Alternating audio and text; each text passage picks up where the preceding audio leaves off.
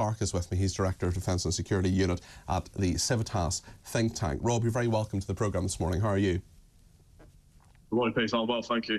I just want to talk about Israel first, because it's 100 days on since those horrendous attacks, terrorist attacks by Hamas. I want you to tell me your assessment of where things are now in terms of the conflict there and what you think will happen next. Well, like you say, it's been 100 days today since the Israeli strikes on Gaza. What we can see really is the war shifted in several phases. The first phase was obviously the land incursion into northern Gaza, and to really sort of root out the rank and file of Hamas fighters, which were located in the northern Gaza Strip.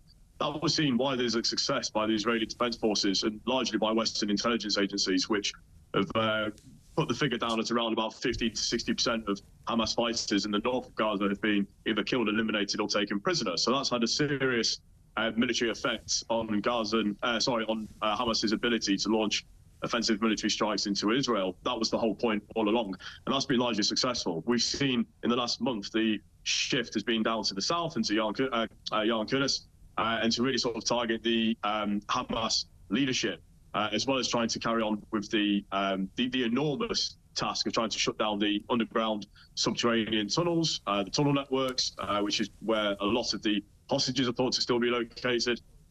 So there's this delicate balance now that the Israelis are trying to manage between still locating the Israeli hostages still being kept by Hamas at gunpoint, and also still trying to eradicate the Hamas leadership. But we've seen, like I say, we've seen significant effects, and that's also noted in the reduced amount of Hamas rocket and missiles being fired over Gaza and into Israeli settlements, which not entirely surprisingly gets very little mention in the Western media and the Western press.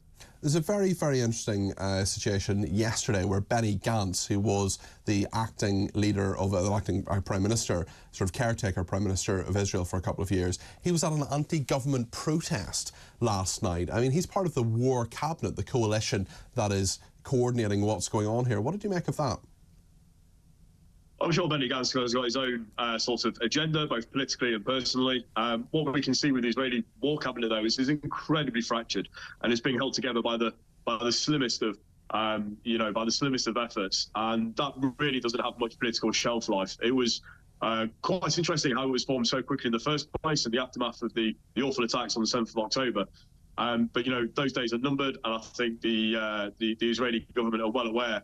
And they're trying to already move that transition from the war cabinet into a sort of post-conflict government, and to sort of really sort of deal with the domestic political agenda, which is going to be obviously quite significant after this and after this current phase in Gaza. Gaza is clearly being bombed into oblivion. What is the situation with Gazan civilians, innocent civilians who've nothing to do with this, who are being deprived of all sorts of, many would argue, human rights for various basic essentials? Oh, sure. I mean, I'm the first to recognise the awful situation and the plight that the innocent Gazan civilians have to endure. They have endured these awful situations for many years. But what I would caution against is even innocent Gazan civilians have agency. The Palestinians in Gaza, Hamas get their support from them. They're not working in a political vacuum or a societal vacuum. And then we have to look at the regional partners and neighbours of Israel as well, including first and foremost Egypt and also Jordan. Both countries kept the Palestinian people under enormous pressure, blockades, and sort of human rights suffering for many years, alongside the current situation in the West Bank and the Gaza Strip. So It's not just a myopic and parochial case of Israel versus the Palestinians in Gaza. Sure. It's also, how do we bring in about regional powers and regional allies who have much more agency than people are led to believe. Speaking of other regional players there, let's talk about Yemen, let's talk about the Houthi rebels and Iran. What is the latest on that? Have there been further attacks overnight? Tell us what's happened.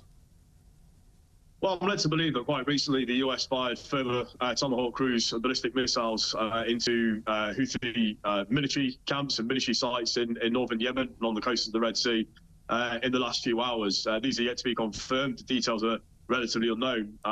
But in terms of the last sort of 72, 96 hours, it's been quite successful by most margins. There's a increasing British and I assume Western political belief that this is going to be the start of a new campaign in the Middle East, and it's going to escalate and drag Western military powers further and further. I can't see that happening. This is a series of quite limited and quite precisely targeted strikes by the air and by the sea. Nobody is talking, either in Washington or London, about sending in elements of a land force, i.e. the army, what people like to call boots on the ground.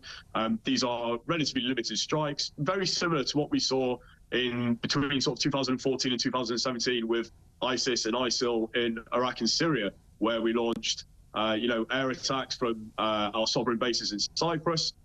They had very minimal risk. They produced excellent results based on our impeccable intelligence and targeting systems, and they led to ultimately a more sort of amicable situation than what left before it. And how we gauge that is obviously by the reduction in Houthi attacks on Red Sea shipping in the coming days and weeks ahead.